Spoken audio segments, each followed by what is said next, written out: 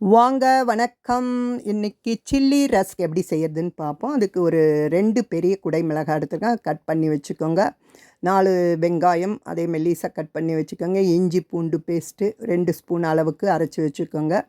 6 பழுத்த தக்காளி பொடியாக கட் பண்ணி வச்சுக்கோங்க. கறிவேப்பிலை, கொத்தமல்லி, புதினா ஒரு கைப்பிடி அளவுக்கு. ரஸ்க்கு இந்த மாதிரி பெரிய பேக்கெட் எடுத்திருக்கேன். அதை 2-3 துண்டாக கட் பண்ணி வச்சுக்கோங்க ஒரு ரஸ்க்கை. 4 பச்சை மிளகாய் கார்னிஷ்காக. வெங்காயம் மேலே தூவுறதுக்கு பொடியாக கட் பண்ணி வச்சுக்கோங்க. வானலில் 4 ஸ்பூன் எண்ணெய், 1 ஸ்பூன் வெண்ணெய் சேர்த்துக்கு நல்லா உருகி வந்ததுக்கப்புறம் வெங்காயம் சேர்த்துக்கோங்க. வெங்காயம் நல்லா செவந்து வரணும். நல்லா வதக்கிட்டு இப்போ அதில் பச்சை மிளகாய் 4 கீனி சேர்த்துக்கோங்க. பச்சை மிளகாய் உங்கள் காரத்துக்கு ஏற்ற மாதிரி கூட்டி குறைச்சி போட்டுக்கோங்க.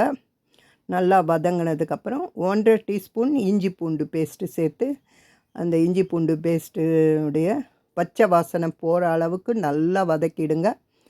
நல்லா 2 கைப்பிடி அளவுக்கு குடை மிளகாய் கட் பண்ணி வச்சுருக்கு அதையும் சேர்த்து நல்லா வதக்கிடுங்க. நல்லா வதங்கினதுக்கப்புறம் இதில் தக்காளி சேர்த்துக்கோங்க. நல்லா தக்காளி பொடியாக கட் பண்ணி வச்சுடுங்க. சீக்கிரமே வதங்கி வந்துடும். இதில் தேவைக்கேற்ப உப்பு சேர்த்துக்கோங்க. தக்காளி இது மாதிரி நல்லா மசிஞ்சு வர அளவுக்கு வதக்கிக்கோங்க. 1/4 டீஸ்பூன் மஞ்சப்பொடி, 1.5 டீஸ்பூன் தனியாத்தூள் சேர்த்துக்கோங்க. ஒரு 1/2 டீஸ்பூன் கரம் மசாலா தூள், ஒரு 1/2 டீஸ்பூன் காஷ்மீரி மிளகாத்தூள். தனி மிளகாத்தூள் உங்கள் காரத்துக்கு ஏற்ற மாதிரி நீங்கள் எடுத்துக்கோங்க. நான் ஒரு 1/4 டீஸ்பூன் சேர்த்துருக்கேன். பச்சை மிளகாய் காரமும் தனி மிளகாத்தூள் காரமும் தான் இதில் இருக்குது. இப்போ இது எல்லாத்தையுமே நல்லா சேர்த்து வதக்கிட்டு கறிவேப்பிலை ஒரு 2 இனுக்கு, கொத்தமல்லி, புதினா நல்லா ஒரு கைப்பிடி அளவுக்கு சேர்த்து வதக்கிடுங்க. அடுப்பை மீடியம் ஃப்ளேம்லேயே வச்சுக்கோங்க. திக்காக ஆக அடி பிடிக்கும். அதனால் நீங்கள் ஸ்டவ்வை மீடியம் ஃப்ளேம்லேயே வச்சுக்கு வதக்கிக்கோங்க. இப்போ இது மாதிரி எண்ணெய் பிரிஞ்சு வர்றப்போ tomato sauce, chilli sauce, Schezwan sauce இது எல்லாத்தையுமே உங்கள் தேவைக்கு ஏற்ற மாதிரி சேர்த்துக்கோங்க. தேவைப்பட்டால் சேர்த்துக்கோங்க, இல்லைன்னா ஸ்கிப் பண்ணிவிடுங்க.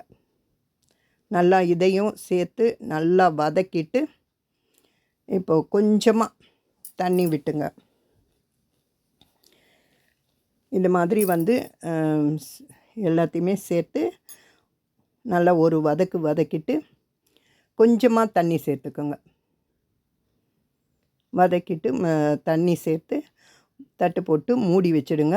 ஒரு 2 நிமிஷம் கொதிக்கட்டும். அடுப்பை மீடியம் ஃப்ளேம்லேயே வச்சுக்கோங்க.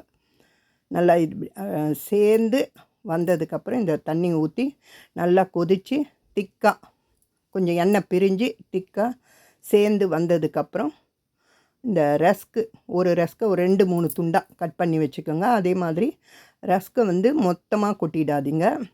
இப்போ இந்த மாதிரி கிளறி ஒரு தடவை ரஸ்க்கு ஒரு கைப்பிடி அளவுக்கு சேர்த்திங்கன்னா கிளறி விட்டுக்கிட்டு அடுத்தது கொஞ்சம் கொஞ்சமாக சேர்த்துக்கோங்க.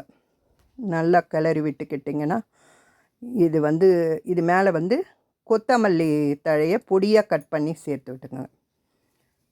இது மேலே நல்லா சூப்பராக டேஸ்ட்டாக தக்காளி பேஸ்ட்டு சூப்பராக டேஸ்ட்டாக இருக்கும்.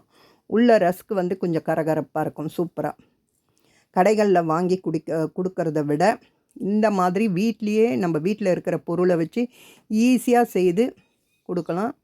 சூப்பராகவும் உங்களை பாராட்டவும் செய்வாங்க. இதில் பச்சை வெங்காயத்தை தூவிக்கிட்டு சாப்பிடும்போது சூப்பராக இருக்கும்.